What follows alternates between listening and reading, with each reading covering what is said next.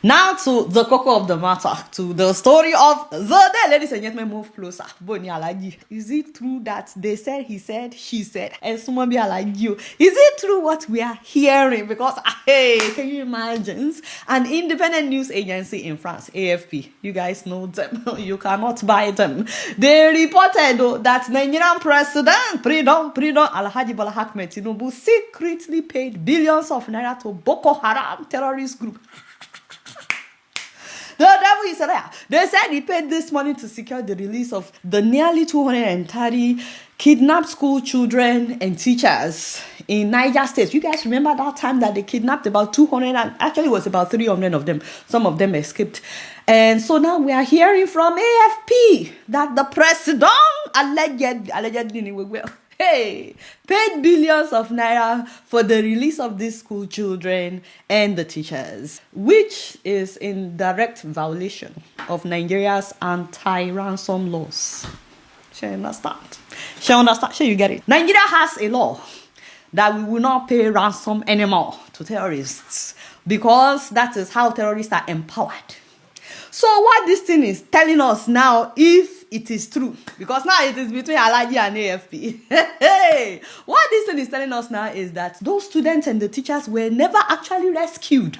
Because if you rescue somebody, you go in there, you shoot, you kill the kidnappers, and then you rescue them. That is what we call rescue. What we are hearing now is that the Nigerian government did empowerment of the terrorists, giving them billions of naira. Intelligence sources cited by AFP disclosed that the Nigerian government paid a huge ransom with figures ranging between 2 billion to as high as 10 billion. So they allegedly paid between 2 and 10 billion naira to secure these children's freedom. Absolutely, we want the children to be free. We want the teachers to be free. Absolutely. But then they told us that they were rescued. This is not what the Nigerian government said, especially because the Nigerian government has a law against paying terrorists. The one source actually claimed that the government paid approximately 40 million naira per hostage, estimating the total to be around $7 million. These funds were allegedly transported by helicopter into Boko Haram's enclave in Goza, Borno State, near the Cameroonian border. That in itself tells us that the Nigerian government knows the address of Boko Haram. They know where to find them. They know where they are living. You understand? They know their enclave. Go. They know how to enter their apartment. This money was said to have been handed over to a terrorist named Ali Ngulde, a senior Boko Haram commander.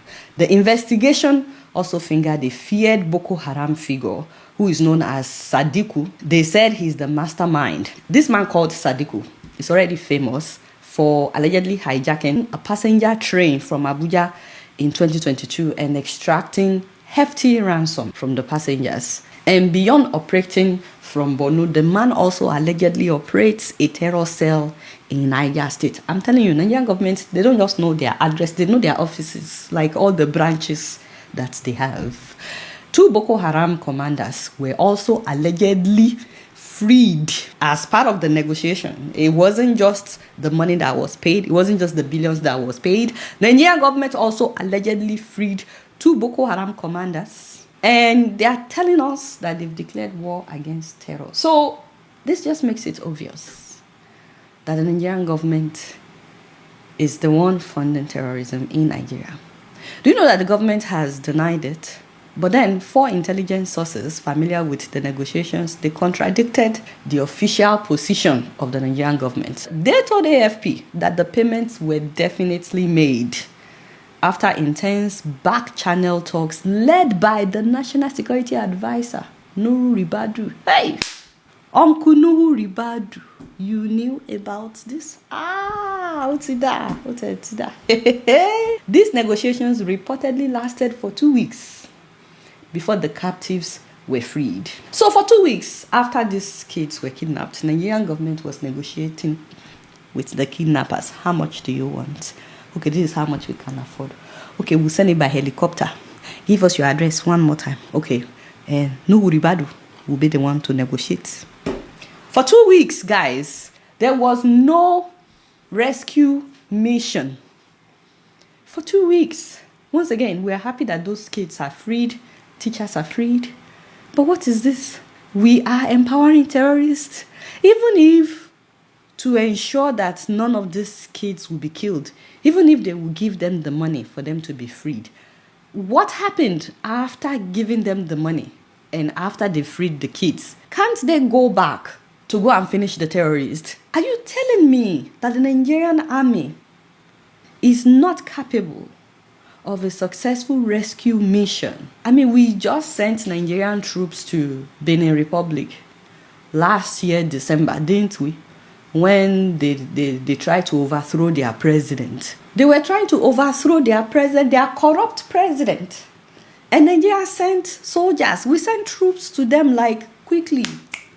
We cannot send troops to rescue our own children. I don't understand what is happening. This is sad. I interviewed Reverend Ladi Thompson, who said that Nigerian president is in the know about the terrorism that is going on in Nigeria, that he pays them. That video went viral. A lot of people watched it. But there were people who also said, oh, he doesn't know what he's talking about. Okay, now this is AFPO telling us that Nigerian president paid about 10 billion to Boko Haram terrorists. What do you think these people will do with the 10 billion? They'll buy more weapons. They'll terrorize more people. They'll kidnap more people.